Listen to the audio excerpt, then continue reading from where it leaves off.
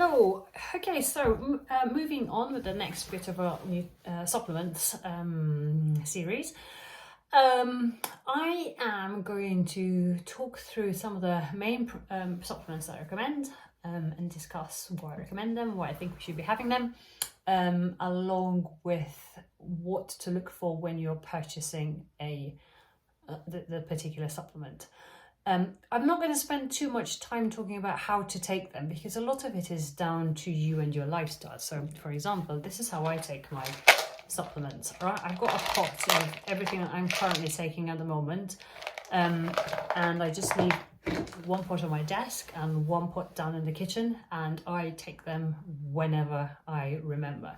Partly because of the way I work, sometimes I'm coaching all morning and won't sit down till lunchtime, and sometimes I'm up at my desk early morning. But because I don't have particularly a fixed routine, I find it is most helpful for me to just take them as and when I remember. And I don't spend too much time thinking about what I'm taking them with, I just take them all together. Again, this works for me. Also bearing in mind I have been taking supplements more or less consistently for quite a while, so I don't have any particular stomach issues. If you are new to this, you would do well to take them with food and perhaps space individual supplements out a little bit more, especially if you do tend to have sort of stomach or acid reflux type issues. Okay, so let's start off with one of the things that I think everyone should be taking. This should be, drum roll please, no surprise, but I recommend that everyone should take a protein supplement, okay? We should all know by now that protein is an essential building block for building muscles, for recovering from hard exercise, as well as most of us tend to overeat carbs and fats and undereat protein in our normal lifestyle. So unless you already happen to be supplementing or actively trying to up your protein, pretty much everyone I ever work with on sort of nutrition aspect is not having enough protein in their diet. So for this reason, you should supplement. And it's one of the easiest and cheapest supplements to get hold of. It's a whey protein. Whey is a byproduct of the dairy industry, so it isn't particularly expensive, although it is more expensive now after Brexit, but hey ho. So when you're looking for a protein shake, the main thing you should be looking for is a good taste. And I don't mean this, I'm not being facetious, is that the word? But actually, if it tastes nice, you're likely to have it. If it does not taste like nice, you will just leave it in the back of the cupboard until it expires and then you finally throw it away. So I would suggest that anybody looking to start on a protein shake, look for a taste that you like. Now, top tip, don't go in for things like salted caramel or cookies and cream. Fancy flavors you will get bored of. Something that's quite plain, like a vanilla, or if you're into chocolate is more likely to be palatable in the long run. I'd also suggest you buy a small pouch, so you can get like 6 kilo bags, which will last you 6 months, but actually they're a pain. You're much better off getting half a kilo or a kilo to start with. Make sure that it fits in your lifestyle, make sure it's not giving you any GI issues, and make sure that you are managing to have it consistently before investing in a bigger bigger bag. You also need an actual protein shaker, because otherwise you will have lumps in it, it will taste disgusting, and you won't eat it, drink it. So I get my protein from 2 sources, depending on, I'm not even sure what it depends on. To be honest, it depends on whether I'm buying something else, I guess. And my main sources are My Protein Works and another brand called Bulk.com. When you're buying a protein shake, the thing that you need to look out for should be no surprise, the protein content of this shake that you are buying. In fact, maybe this is one of the reasons I moved away from MyProteinWorks. So MyProteinWorks has got 563 million different types of whey protein, and they keep changing their names, and yeah, this is why I moved away from them. And it irritates me. It irritates me because it's never completely clear which one I'm looking for, which one's better than the other. But if you were that way inclined, you could click on, for example, they've got something called Whey Protein 365, which is linked as their top seller.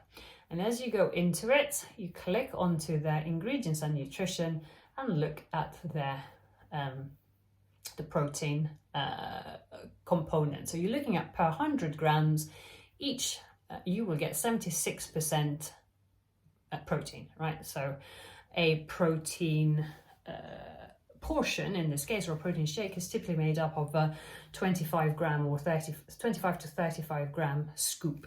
Yeah, so in each scoop you're getting 2/3 of it being protein. So that's like, I don't know, if it's a 35 gram serving, you're getting 27 grams of protein.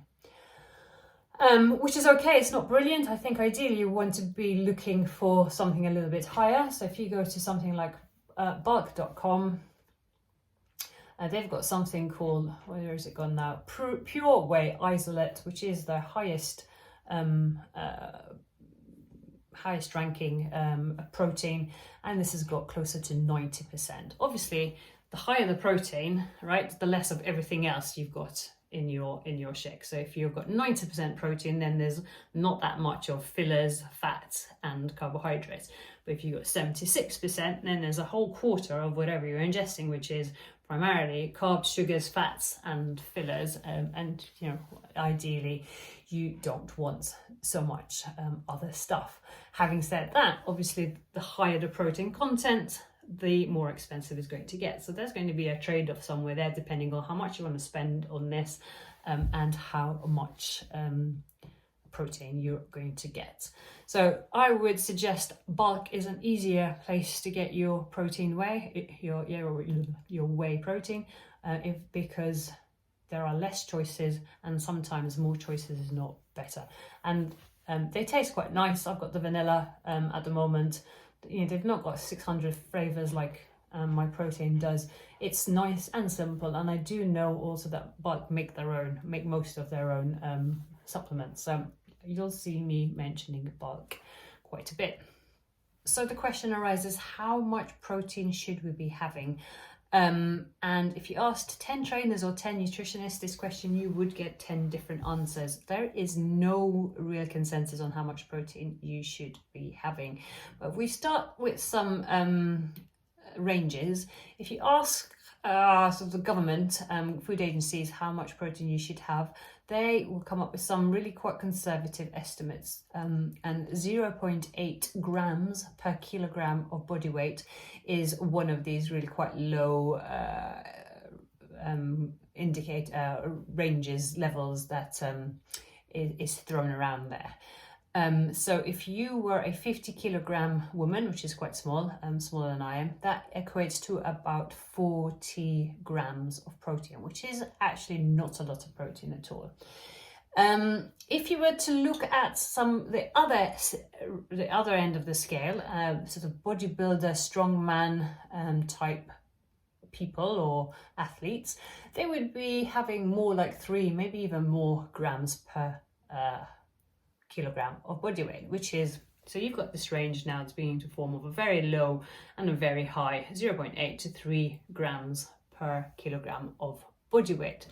Of course, the 3 grams is, unless you're planning to pull a truck behind you, probably not indicated for normal people, normal population either. So the general consensus tends to be in the 1.5 to maybe 2 grams per kilogram of body weight. And that's certainly where I would recommend most of you should be heading. So if you take your body weight in kilograms and multiply by 1.5, then that's the amount of grams of protein you should be having per day. Now,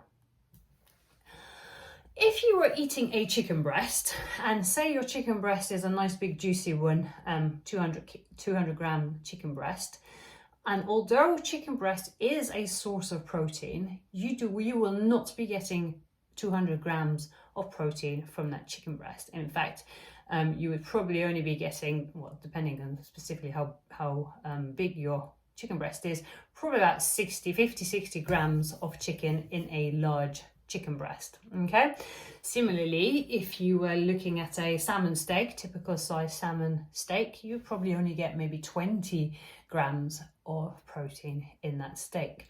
An egg has, depending on the size of the egg, somewhere between 7 and 10 grams of protein in it. So you can start to see that if you're actually just counting the protein, it's quite hard to get to that, I don't know, 60 grams, 70 grams, 80 grams of protein, whatever your target was, which is why supplementing with a protein shake can be really quite useful. Exactly where you end up in your protein requirements is going to depend on lots of things. What you're eating is one of them, and your lifestyle and activity levels and your overall goals. So if I talk about myself, I'm pretty active, I train really hard, and my goal is to get stronger and faster. So I am on the upper end of that level, that range. So I'm aiming for the closer to 2 grams per kilogram of body weight. So I'm aiming to get higher than 100 grams is my target. And of course it becomes quite tedious eating chicken breast the whole time. So a scoop of protein shake is a nice easy way to get 25 or 30 grams of protein in my diet without it being too heavy, without it being too hard to digest, etc., etc. There is one other thing to talk about. Can you get too much protein? Or is there a problem with having too much protein? The answer to this is yes and no. So if you have reason to believe that your kidneys aren't functioning particularly well, then probably don't need to have too much protein, because that would cause undue strain on your kidneys, whose job it is to process it. The other thing to mention is protein is an energy source as well, and your body can only process so much protein in any one hit. Okay, and again, it's probably about 30 to 40 grams of protein that your body can process at any one hit. So it makes no sense trying to have 3 chicken breasts in one, because the other 2 aren't going to be used particularly effectively. They will simply be stored as an energy in the body in the form of fat. So if you do not eat enough, if you eat too much protein and your body doesn't know what to do with it, it's going to eventually be scooped up and stored as fat. That's one thing to be aware of. So ideally, you're spacing your protein out throughout the day in 3 or 4 or 5 meals or batches. And, if you eat, you could still, if you were eating nothing but protein and you were eating too much of it, you would still put on fat. Right? Does that make sense? So those are the things to watch out for. Okay, I think that brings us to the end of this bit about protein. If you've got any questions, ask me on the WhatsApp group or post them in the comments. All right, I'll speak to you soon. Bye.